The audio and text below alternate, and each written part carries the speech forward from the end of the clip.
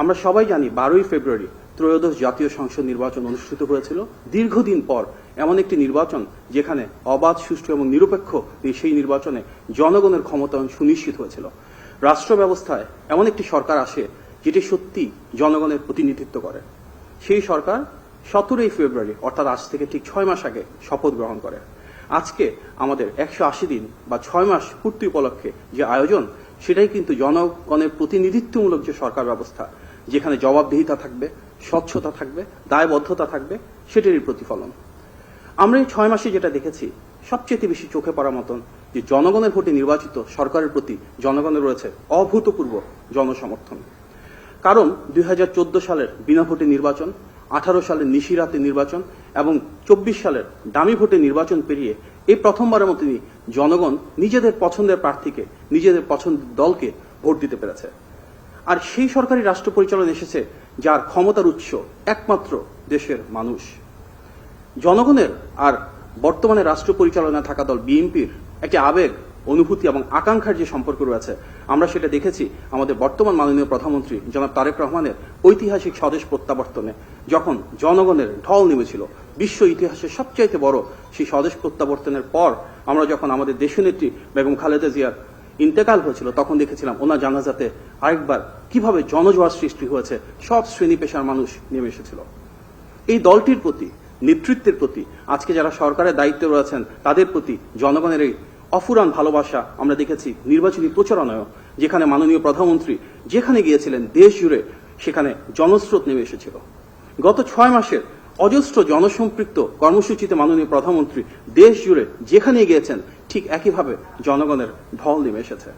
জনগণের সে আস্থা এবং বিশ্বাসকে ধারণ করেই বর্তমানে আমাদের যে সরকার, সেটি বারবার জনগণের প্রতি, দেশের মানুষের প্রতি দায়িত্ব এবং দায়বদ্ধতা নিয়ে এগিয়ে চলেছে।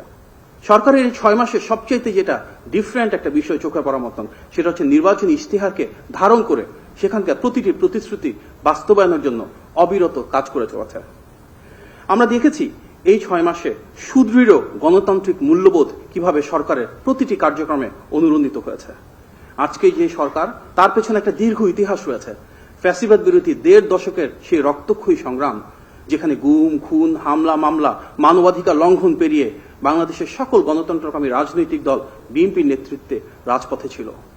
সেই রক্তক্ষয়ী সংগ্রামের ধারাবাহিকতায় আমরা দেখেছি প্রতিটি শ্রেণী এবং পেশার মানুষ এবং গণতন্ত্রকামী প্রতিটি রাজনৈতিক দল এক হয়ে জুলাই গণ অভ্যুত্থানে ফ্যাসিবাদের পতন ঘটিয়েছিল।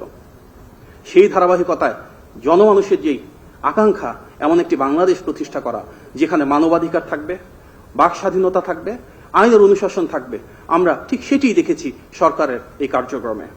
গত 6 মাসে বাক স্বাধীনতা, আইনের অনুশাসন এবং মানবাধিকারের ক্ষেত্রে আমরা সর্বোচ্চ মানদণ্ড স্থাপন দেখেছি, যেখানে একটি বারের জন্য কখনো কোনো রাজনৈতিক নিপীড়ন হয়নি। যেখানে আমরা দেখেছি সর্বোচ্চ বাক স্বাধীনতা, অনেক সময় সেটা সীমা লঙ্ঘন করেছে।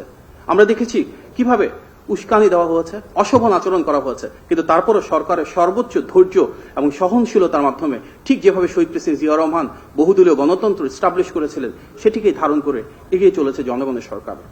আমরা দেখেছি অত্যন্ত প্রাণবন্ত এবং স্বতঃস্ফূর্ত সংসদ, যেখানে মাননীয় সংসদ সদস্যরা একে অপরের আলোচনা করেছেন, সমালোচনা করেছেন, যৌক্তিকভাবে বিভিন্ন বিষয় উপস্থাপন করেছেন। দেশের ইতিহাসে নজিরবিহীন যে সরকারের গঠনের পর সংসদের প্রথম অধিবেশনে শতাধিক অধ্যাদেশকে আইনে রূপান্তর করা হয়েছে জুলাই গণ অভ্যুত্থানের সেই আকাঙ্ক্ষাকে ধারণ করে। সন্ত্রাস বিরোধী সংশোধিত যে অধ্যাদেশ, সেটিকে সংসদে আইনে রূপান্তরের মাধ্যমে সন্ত্রাসী একটি রাজনৈতিক সংগঠন যারা ফ্যাসিবাদ কায়েম করেছিল তাদেরকে প্রাতিষ্ঠানিকভাবে নিষিদ্ধ করা হয়েছে। গণতান্ত্রিক মূল্যবোধের বিকাশের জন্য শিক্ষার্থীদেরকে সংসদে উপস্থিত হওয়ার সুযোগ করে দেওয়া হয়েছে। আমরা দেখেছি জাতির বীরশ্রেষ্ঠ যে সন্তানেরা রয়েছে তাদের নামে সংসদের গ্যালারিগুলোর নামকরণ করা হয়েছে। বিএনপির এই সরকারের ঐতিহ্য সেই সুমহান দর্শন বাংলাদেশী জাতীয়তাবাদ, এবং সেটিকে ধারণ করেই ভিন্ন মত, পথ, ধর্ম, বর্ণ, পাহাড়, সমতলের সক্ষম অক্ষম প্রতিটি মানুষকে এক কাতারে নিয়ে এসে আমাদের এই সরকার নিশ্চিত করেছে সকলের স্বাধীনতা, সকলের অধিকার এবং সকলের জন্য অন্তর্ভুক্তিমূলক উন্নয়ন, যার পাথেও আমাদের সাম্য, মানবিক মর্যাদা এবং সামাজিক সুবিচার দেশের প্রতিটি নাগরিকের জন্য সুনিশ্চিত করা।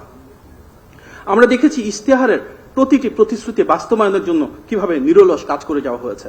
এর কারণ এই ইশতেহারের ভিত্তির ভিতরে রয়েছে বিএনপির রাজনৈতিক যে দর্শন সেটি।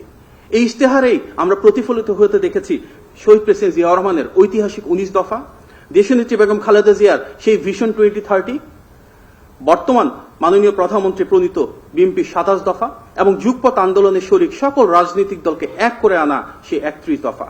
সুতরাং এই 4টি বিষয় ঐতিহাসিক 19 দফা, ভিশন 2030, 27 দফা এবং 31 দফা এবং নির্বাচন পূর্ববর্তী সময়ে সারা বাংলাদেশ জুড়ে সকল শ্রেণী পেশার মানুষের সাথে আলাপ আলোচনার মাধ্যমে প্রণীত ইশতেহারের আলোকে আজ দেশ পরিচালিত হচ্ছে। ঠিক যেভাবে এখানে প্রতিফলন রয়েছে নোট অফ ডিসেন্ট সহ বিএনপি যেভাবে জুলাই সনদে স্বাক্ষর করেছিল, ঠিক সে অনুযায়ী যার প্রতিটি অক্ষরে অক্ষরে বাস্তবায়ন হবে বলে মাননীয় প্রধানমন্ত্রী সংসদে প্রতিশ্রুতি দিয়েছেন।